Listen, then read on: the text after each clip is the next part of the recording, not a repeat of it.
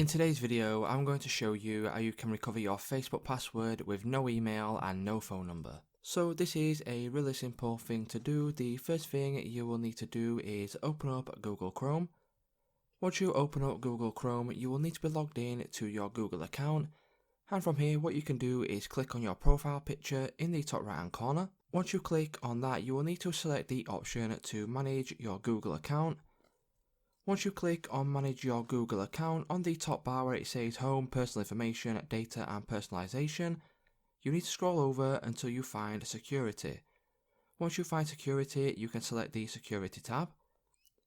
Once you click on security, you will now need to scroll down until you find password manager. So if you scroll down, you will see password manager under signing into other sites. So click on password manager, and then what that will do is it will bring you to this page. And then what you'll see is all of the websites you have signed into. From here, you need to click on the Facebook option. Once you click on the Facebook option, you will need to either verify it's you or you'll be already on the next step. Once you have verified your account, what it will do is it will bring you to this page here. And then as you can see, it will show you your email. And then underneath that will be your password.